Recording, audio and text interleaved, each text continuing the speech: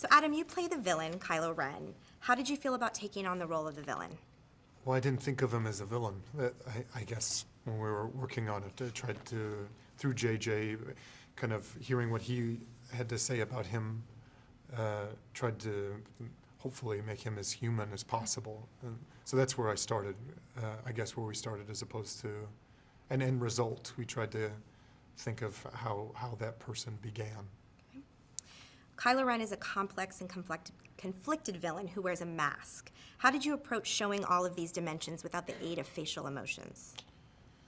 Well, some of it, I guess, is not really up to me, and some of it was. I feel, it's so collaborative that you can only do so much and just trust everyone that the story is coming across. That you don't, maybe you don't fight the costume. I guess there's so many, trusting that the power of thought is a powerful force to use vernacular from the movie. The costume is powerful, but also like just getting it on is a lot of information. And then why does that person feel the need to cover themselves or be concealed is also a lot of information, And then trusting the power of thought, I guess, that all that story is still coming across, even though you can't be seen. Right. What was it like working with JJ on fleshing out the character? Very exciting. He's couldn't be a more calm, thoughtful collaborator who.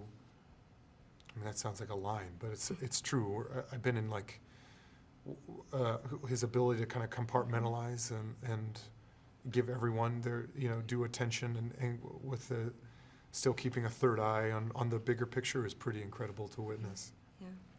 Were you impressed by the scale of the film and the practical sets, and how did that sense of reality and authenticity help you as an actor? Well, just speaking of JJ, he understood that innately that putting people in front of blue walls wouldn't be as exciting as putting people in front of tactile objects, and how that also gave him room for improv, which was really, I think, necessary in something like this. And I feel like you get that in the original trilogy, that even though it's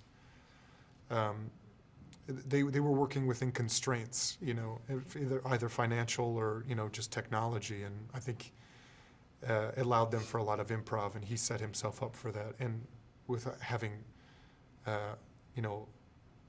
probably more resources, but still giving himself constraints, which is good. What kind of training did you have to do for this part?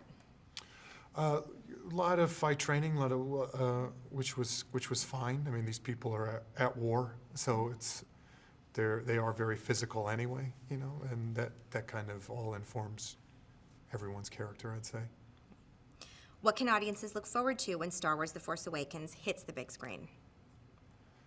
I don't know. I feel like that's a question for them to answer. I feel like the strength of these movies, that they create so many worlds and there's so much detail in them that people I hesitate to say what people are gonna feel when they go in and watch the movie, but I think that they'll hopefully find themselves immersed in a world that they can take ownership of. Great. If you had to describe your experience making this film in one word, what would that word be and why? Surreal. Self-explanatory. Yes.